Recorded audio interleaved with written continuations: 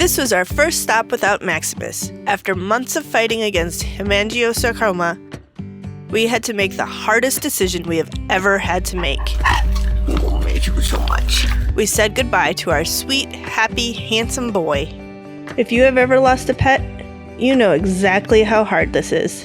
Love changes every heart, and any heart can change you. Welcome back to the Perpetual Adventure Machine. It's been a lot of fun sharing our adventures with you as we traveled through the Mighty Five in Utah.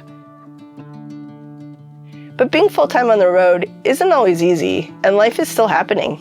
So this week, we're going to share with you some of the things that have been going on behind the scenes during this time. Puppy dogs, are you ready for an adventure? Time to go for a car ride. It's time to go for a car ride. For those of you who have followed our channel for some time now, you know that we started our life on the road with two German Shepherds, Max and Allie. We got Max when he was 14 weeks old, and he was so cute. He was. He had the big paws and the big flops ears, and they'd go like together and flop, and yeah, he was super cute. When Max was 6, we adopted Allie from a family in Colorado. They were instant best friends. We would love to hear about your dog. Tell us your favorite stories in the comments below. We started noticing that Max was bloating, and it concerned us a little bit, but then it would just go away. Then one time we were gonna get ready to go on a backpacking trip. You guys ready? And just before we left, he started bloating quite a bit more. It was pretty significant. We were worried. And then it went away. We went on our trip and he was fine. He was running around, climbing on things. There you go, good boy! Good job, guys. Playing, hiked the whole distance. Really wasn't an issue. So we just kept an eye on him and just kept living life as normal. Critter.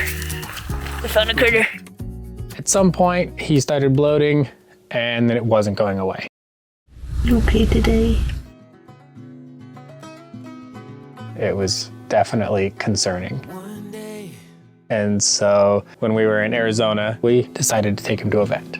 Like a tidal wave, a hurricane. And they did an ultrasound on him and determined that he had a tumor on his spleen. And right away, oh, it hits you like a ton of lead. That was rough. That was a big moment. Like a fire burning while the freight train you can't stop. I don't know if any of you can relate to this, but I was a wreck in that vet office. All I could hear was it was the end for Max, and I was sad, I was confused. I get overwhelmed easily, and it's really hard for me to work through that level of emotion hitting all at once. I'm able to separate emotions from the situation pretty well, and so my main focus was on what our options were and what it meant for us. There's about a 50% chance that the tumor is going to be cancerous. Once they get a diagnosis, the dogs usually live for about 3 months. Give me 5. Good boy. Let me see. Look how big that paws is. Surgery would have bought him a year, more likely 6 months, and the recovery would be a couple months and very hard on him. So we opted not to do the surgery. We couldn't put him through that. Good job, puppy dog. You did a good job. What is that? It does have dog hair in it. Oh.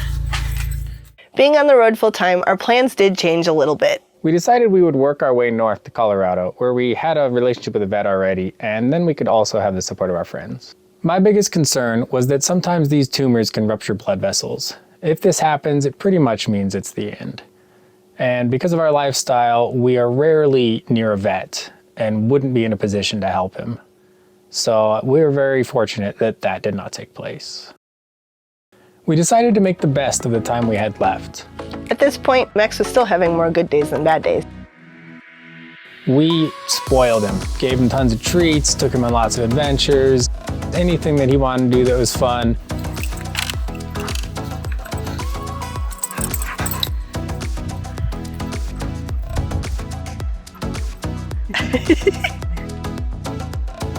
We just made sure that he was just gonna have a great last few months of his life. He loves hedgies. Oh, there's Peggy too. Which one? Which one should we do? We were so intentional with our time with him. We could have been at our old jobs, not able to be with him most hours of the day. And here we were on the road, exploring so many fun places all together. It was such a blessing. Do you want some pets? Oh, it's our boy. The hardest part was that even though his body was failing, he was just so happy still. Hi, Bub. Mentally, he was excited to be alive, excited to have a new day to explore things. Okay. We got the diagnosis the end of February, and I swear Max knew he wanted to make it to age 9. And he did it. He turned 9. He made it to the end of April.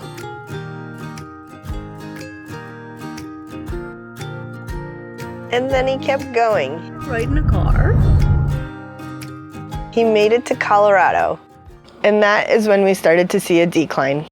Knowing when to make the call was the most stressful part of all of this. I had so many talks with Mr. Max asking him to tell me when the time was right. I begged him to tell me when the time was right because I didn't know how to make the decision of when to let him go. Then there was one morning in mid-June when I let him outside in the morning. When he went to relieve himself, he let out this yelp. It broke my heart. He looked directly at me and it was so clear. He said, "I can't do this anymore." I am so grateful for that moment. Megan came to me in tears telling me what happened with Max, and together we made the call. We bought him some treats and spent one final afternoon with him in the park.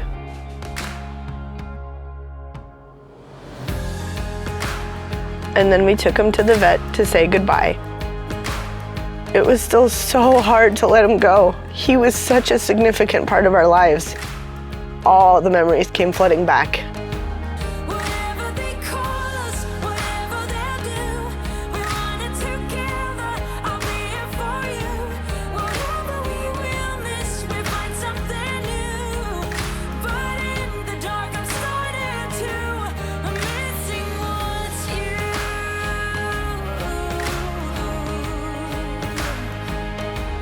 I'm missing what's you.